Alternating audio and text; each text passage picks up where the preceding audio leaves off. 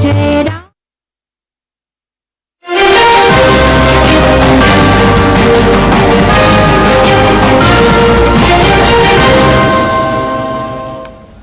नमस्कार, मैं हूं अश्विनी कुमार मिश्र। सबसे पहले नजर डालते हैं सुर्खियों पर। जम्मू के पेलोरा में अमित शाह की चुनावी रैली, कहा जब तक शांति नहीं होगी पाकिस्तान से नहीं होगी कोई बातचीत। अनुच्छेद 370 हटने के बाद पहली बार जम्मू कश्मीर में हो रहा है मतदान। लोगों से चुनाव को ऐतिहासिक बनाने का किया आह्वान।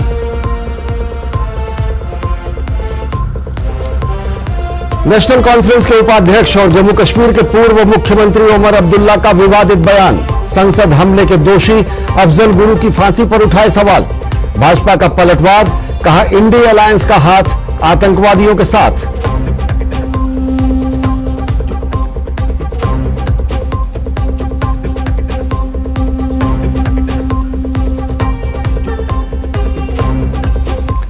हिमाचल के सजौली मस्जिद विवाद मामले में नगर निगम आयुक्त की कोर्ट ने अवैध निर्माण को लेकर लगाई फटकार। वक्फ बोर्ड ने अवैध निर्माण से खुद को किया अलग, मस्जिद कमेटी को ठहराया जिम्मेदार।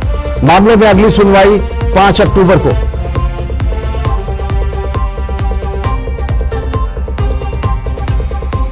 लगातार तीसरे हफ्ते विदेशी मुद्रा भंडार उच्चतम स्तर पर। मुद्रा कोष 663.99 बिलियन डॉलर के रिकॉर्ड स्तर पर। 30 अगस्त को समाप्त हुए सप्ताह में 2.3 बिलियन डॉलर की हुई बढ़ोतरी। बिहार दौरे पर गए केंद्रीय स्वास्थ्य मंत्री जेपी नड्डा पटना साहिब में टेका मत्था। सदस्यता अभियान के लिए प्रदान किए certificate. Darbhanga super speciality block का किया उद्घाटन।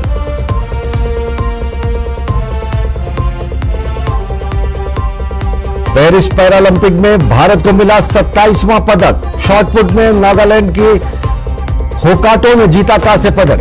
भारतीय खिलाड़ी आज para cycling, para canoe, para swimming और पैरा एथलेटिक्स में पेश करेंगे चुनौती।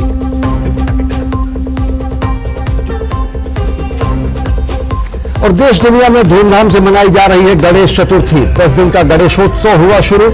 गणपति बप्पा मोरया के जयकारों के साथ भक्तगण अपने अपने घरों में कर रहे हैं गणेश प्रतिमा की स्थापना।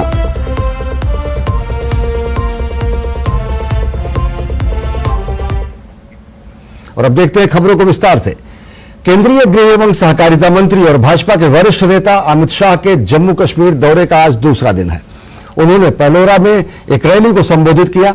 उन्होंने दो टूक शब्दों में कहा कि पाकिस्तान से तब तक बातचीत नहीं होगी जब तक शांति बहाली के लिए पाकिस्तान प्रयास नहीं करता।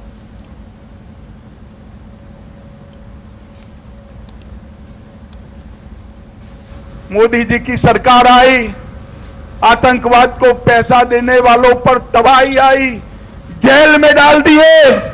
वो कहते हैं फिर से एलओसी का ट्रेड हम शुरू करेंगे। उनका मुनाफा सीधा आतंक के काम में होगा।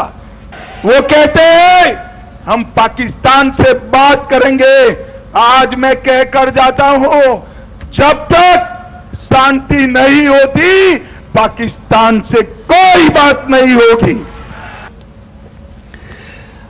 केंद्रीय मंत्री अमित शाह ने कहा कि अनुच्छेद 370 हटने के बाद पहली बार जम्मू कश्मीर में चुनाव हो रहे हैं। सभी नागरिकों को अधिकार मिले हैं, आरक्षण का लाभ मिला है, पंचायत मजबूत हुई है। उन्होंने नेशनल कॉन्फ्रेंस पर आतंकवाद का बढ़ावा देने का आरोप लगाया। कश्मीर ने बहुत आतंक झेला है। कश्मीर में ऐसी सरकारें थी जो आतंकवाद के सामने आंख मूंद कर बैठी। ऐसे लोग भी है जो शांति होती थी तो यहां आकर मुख्यमंत्री बन जाते थे, और आतंकवाद होता था तो दिल्ली में जाकर कॉफी बार में कॉफी पीते थे। इन्होंने आतंकवाद को बढ़ाया। मैं आज कहना चाहता हूं, मोदी जी के 10 साल में आतंकवाद में 70% कमी लाने का काम एक भारतीय जनता पार्टी की। वहीं नेशनल कॉन्फ्रेंस के उपाध्यक्ष और जम्मू कश्मीर के पूर्व मुख्यमंत्री उमर अब्दुल्ला ने संसद हमले के दोषी अफजल गुरु की फांसी को लेकर विवादित बयान दिया है। उन्होंने कहा कि वे मौत की सजा में विश्वास नहीं रखते क्योंकि इससे अदालती व्यवस्था पर सवाल उठते हैं। यह बयान उन्होंने न्यूज एजेंसी एएनआई के पॉडकास्ट के दौरान दिया और इसके बाद सियासी हलचल बढ़ गई। भाजपा पूरे मामले को लेकर हमलावर है। भाजपा ने कहा कि राजनीतिक लाभ और परिवारवाद में डूबी पार्टियां हैं, इनके पास कोई विजन नहीं है। उमर अब्दुल्ला जी ने शायद इसलिए यह बयान दिया है, और यह बड़ी गंभीर बात है जिस प्रकार का बयान दे रहे हैं वो, उससे ऐसा लगता है कि आतंकवादियों के खिलाफ कुछ होना ही नहीं चाहिए, क्योंकि कोई फायदा मिलता ही नहीं है। वो शायद इसलिए कह रहे होंगे क्योंकि वो चुनाव एक बार हार चुके हैं। अब उनको लगता होगा कि भाई ऐसी जो लोगों की सोच है, जो एक तबका है जो बहुत रेडिकल थॉट रखता है, उनकी वोट के लिए मुझे ऐसा शायद कहना चाहिए। भाई ये अफजल गुरु के केस के बारे में इस प्रकार का बयान देना, इसको उमर अब्दुल्ला जी अब नजरअंदाज करें कि सुप्रीम कोर्ट तक बात गई, सुप्रीम कोर्ट ने सोच समझकर अंतिम निर्णय सुना है, तो आप इस सबको नजरअंदाज करके वोट के लिए ये सब कह सकते हैं? खुद कहते हैं कि मुझे नहीं लगता कि अफजल गुरु को फांसी देने से कोई फायदा मिला है। तो मुझे लगता है कि he is trying to justify और ग्लोरीफाई द टेररिज्म। तो जो गोल पोस्ट जो अपना बदल रहे हैं उमर साहब, इसका यही मतलब है कि ही इज इनकम्पिटेंट। उनको लगता है उनकी पार्टी को शिकस्त मिल रही है। नॉर्थ कश्मीर से उमर साहब को शिकस्त मिली, तो आज डर के माहौल में कहीं गांधरबल से फॉर्म भर रहे, कहीं बड़गाम से फॉर्म भर रहे, और ऐसे स्टेटमेंट्स इलेक्शन से पहले देना मीन्स एक चीज, कहीं ना कहीं इनको लगता है कि लोगों के सेंटिमेंट्स के साथ खेलना जरूरी है। हिमाचल प्रदेश के शिमला में संजौली मस्जिद के अवैध निर्माण मामले में नगर निगम आयुक्त की कोर्ट ने वक्फ बोर्ड को फटकार लगाई है। कोर्ट ने वक्फ बोर्ड को अपनी भूमिका स्पष्ट करने के निर्देश दिए हैं। साथ ही इस मामले में मस्जिद कमेटी से भी जवाब मांगा गया है। सुनवाई के दौरान वक्फ बोर्ड ने अवैध निर्माण से खुद को अलग कर लिया और इसके लिए पूरी तरह से मस्जिद कमेटी को जिम्मेदार ठहराया। वक्फ बोर्ड के प्रतिनिधि ने कहा कि इस अवैध निर्माण में उनकी कोई भूमिका नहीं है और इसके लिए मस्जिद कमेटी ही जिम्मेदार है। आयुक्त की कोर्ट ने मामले में अगली सुनवाई पर दोनों पक्षों से जवाब मांगा है। जमीन को लेकर वक्फ बोर्ड ने दावा किया है, लेकिन अभी तक कोई कागजात पेश नहीं किया गया है। वहीं स्थानीय नागरिकों की तरफ से पेश किए गए दस्तावेज में इस जमीन के सरकारी होने का दावा किया जा रहा है। मामले में अगली सुनवाई 5 अक्टूबर को होगी। 2010 में स्थानीय लोगों ने नगर निगम आयुक्त की अदालत में मुकदमा दायर किया था कि मस्जिद का निर्माण अवैध है। हमने लोकल रेजिडेंट्स की तरफ से आज कोर्ट में एक एप्लीकेशन मूव की है under order 1 rule 10 CPC for implement of parties. हमने कमिश्नर साहब से आज ये रिक्वेस्ट की है कि हमारे को इसमें पार्टी बनाया जाए ताकि इस केस को और ज़्यादा लिंगर ऑन ना किया जाए, और जो भी इसकी जो फैक्चुअल पोजीशन है और जो इलीगल कंस्ट्रक्शन है उसके बारे में हम आपको हम कोर्ट को बताएंगे। 14 साल के बाद आज वक्फ बोर्ड वालों ने अपना रिप्लाई फाइल किया है और हमने अपनी एप्लीकेशन दी है। जो हमारी एप्लीकेशन है उसके ऊपर जो है जवाब ये लोग देंगे, और उसके बाद जो है 5 अक्टूबर के लिए जो है केस फॉर जो अगले कंसिडरेशन के लिए रखा गया है। वक्फ बोर्ड के वकील BS ठाकुर ने आज की सुनवाई के बाद कहा कि 1947 से यह संपत्ति वक्फ बोर्ड के पास है। भवन निर्माण की नई रिपोर्ट दाखिल किए जाने पर वे वक्फ की ओर से जवाब दाखिल करेंगे। आज कोर्ट ने ओनरशिप के बारे में पूछा तो हमने रिप्लाई और डॉक्यूमेंट्री एविडेंस से कोर्ट को बताया कि 1947 में जब वक्फ सर्वे हुआ था, वक्फ प्रॉपर्टीज का थ्रू इंडिया सर्वे हुआ था, तब से प्रॉपर्टी 1947 से लेकर के मस्जिद वक्फ बोर्ड की प्रॉपर्टी है। तो उसके बाद रेवेन्यू एजेंसीज के लिए वैसे वक्फ बोर्ड ने कई बार एंट्रीज करेक्ट करने के लिए लिखा, लेकिन करेक्शन नहीं हुई।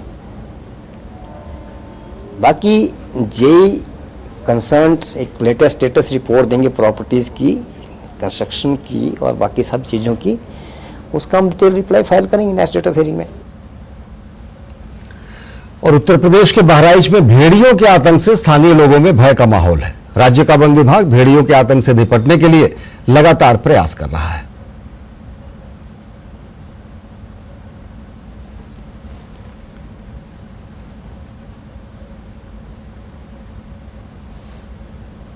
उत्तर प्रदेश के बहराइच में तकरीबन 30 गांवों में भेड़ियों का आतंक है और 2 भेड़िए अभी भी इस इलाके में घूम रहे हैं। बहराइच के महसी क्षेत्र में भेड़ियों का आतंक है। बहराइच के महसी में भेड़ियों का आतंक है। कई गांव के लोग इससे प्रभावित हैं। कई बच्चों को भेड़ियों ने मार डाला है। जाहिर है कि चिंता बड़ी है, सरकार की भी है, प्रशासन की भी है। इस पूरे ऑपरेशन को जो लीड कर रही हैं मुख्य वन संरक्षक हैं रेणु सिंह जी, जिनको बड़ा अनुभव है वन्य जीव जंतुओं का, तो वो इस ऑपरेशन को लीड करें, उनसे जानते हैं। देखिए, जब बरसात होती है, बरसात के मौसम में उनका जो मांद है उस मांद में पानी भर गया, जिसकी वजह से वो फोर्स्ड हो गए बाहर निकलने के लिए, और कुछ ऐसी सिचुएशन आई कि उन्होंने ह्यूमन मांस उन्होंने खाया, जिससे वो एडिक्टेड हो गए। एक ऐसा इंसिडेंट इसमें देखा गया जिसमें एक मदर अपने एक छोटे से बेबी को फीड करा रही थी और उसके बगल में एक उसका बेटा 5-6 साल का लेटा हुआ था। तो जब उसने अपना हाथ इस तरफ किया तो देखा कि वो बच्चा गायब था वहां से।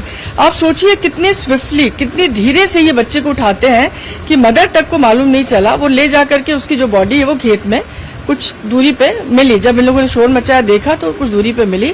तो इस तरीके का इस एनिमल का बिहेवियर है वुल्फ का।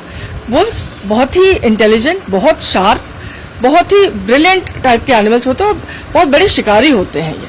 पहले हम लोगों ने पूरी कोशिश करके 4 भेड़ियों को हम पकड़ चुके हैं। अभी 2 भेड़िए और बाकी हैं। हम लोग इनको ट्रैक कर रहे हैं थर्मल ड्रोन से। 4 थर्मल ड्रोन्स लगाए गए हैं। उनको तत्काल पकड़ने की पूरी कोशिश की जा रही है। कुछ न कुछ प्रॉब्लम इन भेड़ियों में आ जाता है, उनके बिहेवियर में आ जाता है, इकोलॉजी में आ जाता है, जिसकी वजह से इस तरीके से ये बिहेव करने पे मजबूर हो जाते हैं। क्या संदेश देंगी लोगों को? सब लोगों से ये निवेदन करती हूँ कि कृपया आप सब लोग अपने बच्चों को लेकर के अंदर सोएं, दरवाजे बंद रखें, टोलियां बना करके चलें, रात में जागते रहो के नारे लगाएं।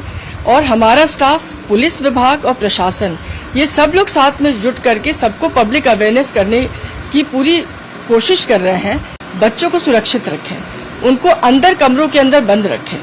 गांव के लोगों की जो समस्याएं हैं, इस सब का समाधान इसी उम्मीद के साथ जुड़ा है कि रेणु सिंह जी अपने ऑपरेशन में सफल हों। कैमरामैन रामजी वाजपेयी के साथ रामेंद्र सिंह, डीडी न्यूज, लखनऊ। और खबरें में और भी, लेकिन वक्त हो चला एक छोटे से ब्रेक का। देखते रहिए डीडी न्यूज।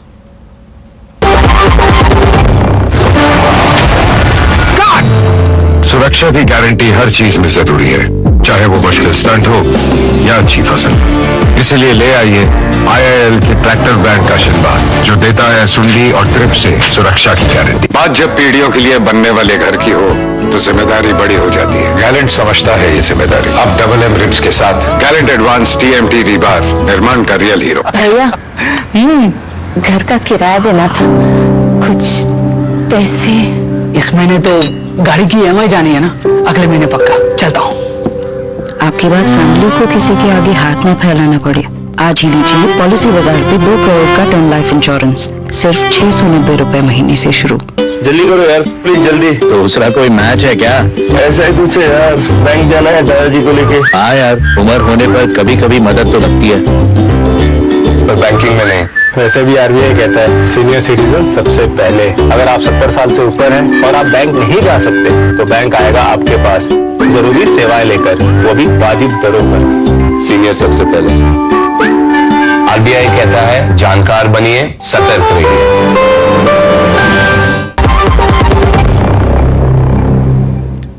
ब्रेक के बाद आप सभी का स्वागत है। मध्य प्रदेश के मुख्यमंत्री मोहन यादव ने उज्जैन की घटना पर कहा कि राज्य में कानून का राज है, गलती करने वालों के साथ सरकार सख्ती से निपटेगी। उन्होंने कहा कि प्रधानमंत्री नरेंद्र मोदी के नेतृत्व में सरकार सुशासन के लिए प्रतिबद्ध है। इस मामले पर राजनीति करने वाले लोगों को अपने राज्यों को संभालना चाहिए। हमारे यहाँ मध्य प्रदेश में कानून का राज है, जो गलती करेगा सरकार सख्ती के साथ निपटेगी और इसीलिए कोई को भी बख्शा नहीं जाएगा। हर एक उज्जैन हो या प्रदेश हो, यशस्वी प्रधानमंत्री के नेतृत्व में हम सब सुशासन के लिए प्रतिबद्ध हैं और कोई भी राजनीति करे उनको अपने आप में गिरवन में झांकना चाहिए। उनके राज्यों की बात संभाल ले तो समझ में आता है। कलकत्ता की घटना में मुंह नहीं खुलता है और हम सब कानून के शासन से बंधे हुए हैं, इसलिए जहां भी ऐसी कोई कठिनाई आएगी सरकार कड़ाई से निपटेगी। भारतीय रिजर्व बैंक ने शुक्रवार के आंकड़ों के अनुसार भारत का विदेशी मुद्रा भंडार लगातार तीसरे सप्ताह बढ़कर 30 अगस्त तक $663.99 बिलियन के रिकॉर्ड स्तर पर पहुंच गया। 30 अगस्त को समाप्त हुए समीक्षाधीन सप्ताह में भंडार में $2.3 बिलियन की बढ़ोतरी हुई, जबकि पिछले 2 हफ्तों में कुल $11.6 बिलियन की बढ़ोतरी हुई है। स्वर्ण भंडार $862 मिलियन से बढ़कर $61.86 बिलियन तक पहुंच गया है। आरबीआई विदेशी मुद्रा बाजार पर बारीकी से नजर रखता है और बाजार की स्थितियों को व्यवस्थित करने के लिए आवश्यकता अनुसार हस्तक्षेप करता है।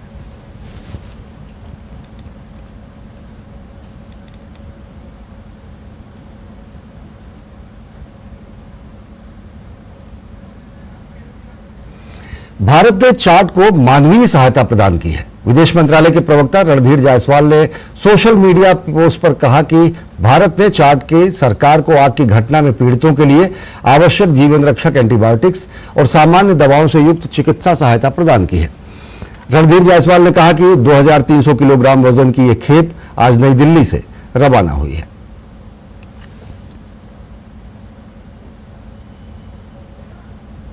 प्रधानमंत्री नरेंद्र मोदी के निमंत्रण पर अबू धाबी के क्राउन प्रिंस शेख खालिद बिन मोहम्मद बिन जायद अल नाहयान 9-10 सितंबर को भारत की आधिकारिक यात्रा पर आएंगे। अबू धाबी के क्राउन प्रिंस के रूप में ये उनकी पहली भारत यात्रा होगी। उनके साथ यूएई सरकार के कई मंत्री और एक व्यापारिक प्रतिनिधिमंडल भारत आएगा। भारत और यूएई के बीच ऐतिहासिक रूप से घनिष्ठ और मैत्रीपूर्ण संबंध है। हाल ही के वर्षों में भारत और यूएई के बीच राजनीतिक, व्यापार, निवेश, कनेक्टिविटी, ऊर्जा, प्रौद्योगिकी, शिक्षा और संस्कृति सहित कई क्षेत्रों में व्यापक रणनीतिक साझेदारी हुई है। क्राउन प्रिंस की यात्रा भारत यूएई द्विपक्षीय संबंधों को और मजबूत करेगी और नए और उभरते क्षेत्रों में साझेदारी के नए रास्ते खोलेगी। अबू धाबी के क्राउन प्रिंस का भारत के राष्ट्रपति द्रौपदी मुर्मू से मिलने का कार्यक्रम है।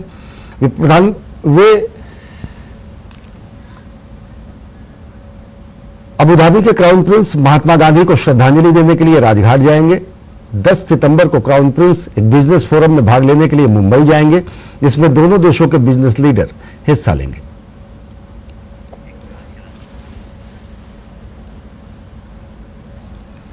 और खबरें भी और भी, लेकिन वक्त हो चला एक और छोटे से ब्रेक का। देखते रहिए डीडी न्यूज।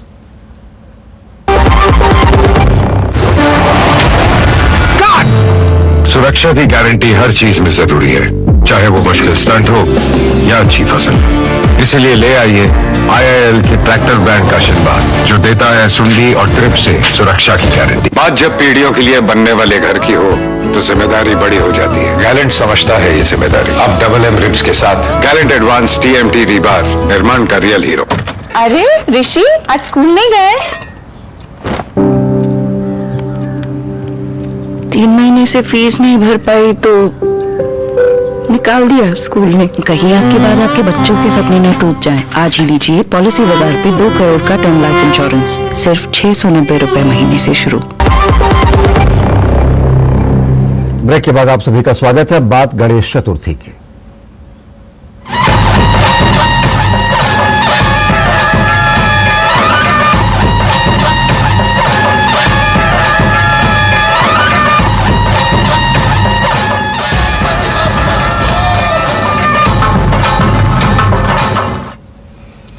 गणेश चतुर्थी का पर्व देश और दुनिया में धूमधाम से मनाया जा रहा है। गणपति बप्पा मोरिया के जयकारों के साथ भक्तगण अपने अपने घरों में भगवान श्री गणेश की प्रतिमा की स्थापना कर पूजा अर्चना कर रहे हैं।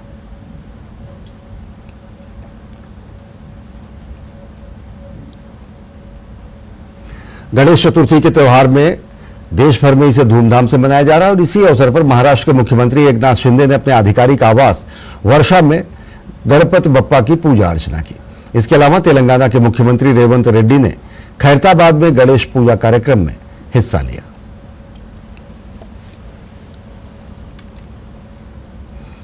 पेरिस पैरालंपिक में भारत का नाम रोशन करने वाले कुछ खिलाड़ी आज स्वदेश वापस लौटे। एयरपोर्ट पर इन खिलाड़ियों का भव्य स्वागत किया गया। इन खिलाड़ियों ने भविष्य में ऐसे ही शानदार प्रदर्शन की उम्मीद जताई है।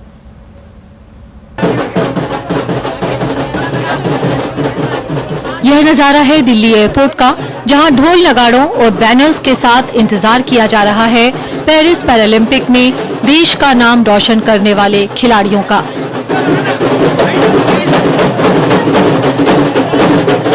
पेरिस पैरालंपिक में हिस्सा लेने वाले कुछ भारतीय खिलाड़ी अपने इवेंट्स खत्म होने के बाद शनिवार सुबह देश वापस लौटे तो उनके परिवारजनों और उनके समर्थकों ने उनका स्वागत फूल मालाओं और ढोल नगाड़ों के साथ किया। पैरा निशानेबाज मोना अग्रवाल के 2 छोटे बच्चे भी बेसब्री से अपनी मां का इंतजार करते नजर आए।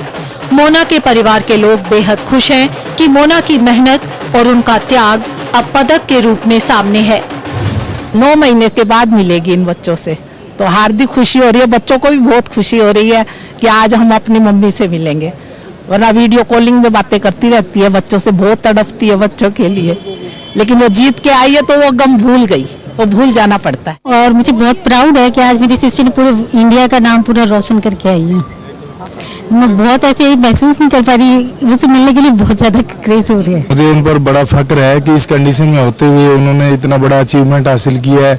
हम 2 छोटे बच्चे हैं, उनके लिए एक माँ का कितना प्यार होता है कोई भी समझ सकता है।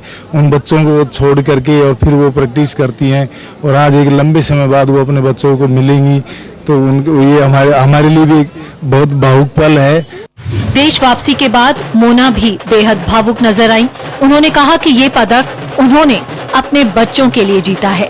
बहुत खुश हूँ कि मैं मेरे बच्चों के लिए मेडल जीत पाई। इन्हें छोड़कर गई थी, बहुत दुख रहा, लेकिन मेरे बच्चे बहुत स्ट्रांग है, उन्होंने मेरा बहुत साथ दिया और इनका विश्वास था कि इनकी मम्मा मेडल जीतेगी और मैं जीत सकी। मेरे परिवार का समर्थन मेरे पास वहाँ पे भी था, उनकी ब्लेसिंग्स थी, जिसकी वजह से मैं मेडल जीत पाई और वो लोग सब मुझे वेलकम करने के लिए यहाँ आए, उसके लिए मैं बहुत ज्यादा खुश हूँ, बहुत ज्यादा। ये मेरे लिए एक सरप्राइज था।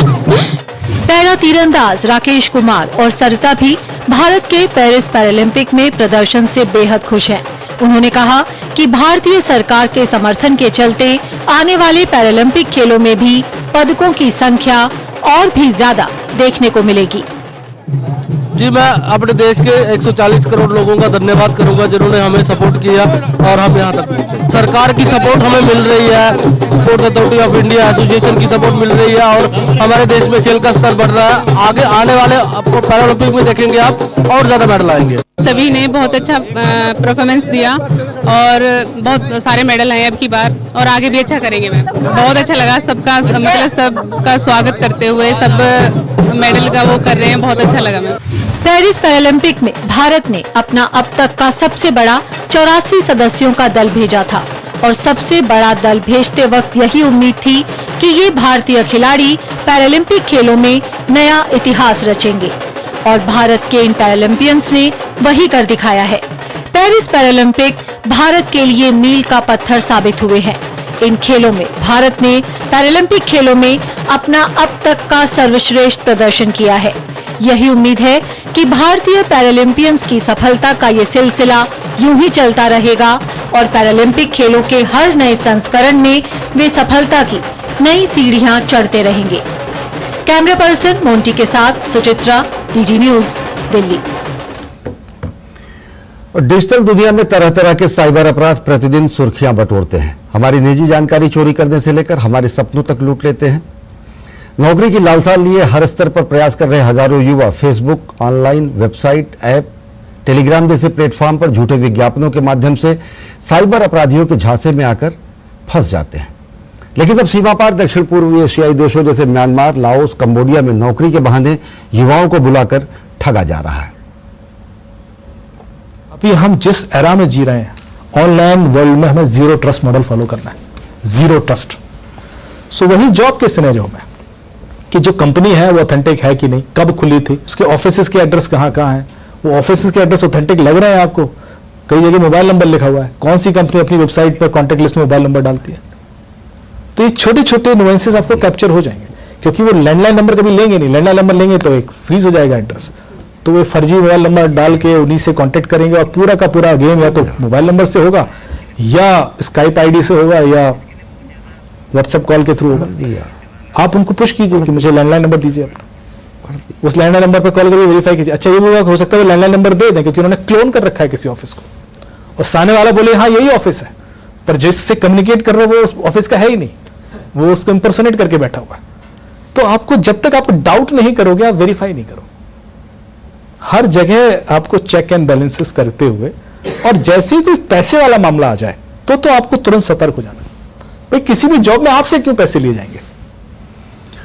और नौकरी के लालच में दक्षिण पूर्वी एशियाई देशों में हमारे युवा इन साइबर अपराधियों के झांसे में आकर साइबर स्लेव न बने, इसके लिए सरकार एयरपोर्ट्स पर भी जगह जगह इस तरह के पोस्टर लगाकर युवाओं को आगाह कर रही है। देश में अनेक तरह के जॉब स्कैम हो रहे हैं, इसलिए आपको जागरूक करने के लिए आज रात 9 बजे प्रसारित होने वाले हमारे कार्यक्रम साइबर अलर्ट में आज बात होगी रोजगार घोटालों की। तो आज रात 9 बजे जुड़िए डीडी न्यूज के साथ, आप भी बन सकें साइबर अलर्ट। देखते रहिए डीडी न्यूज। नमस्कार।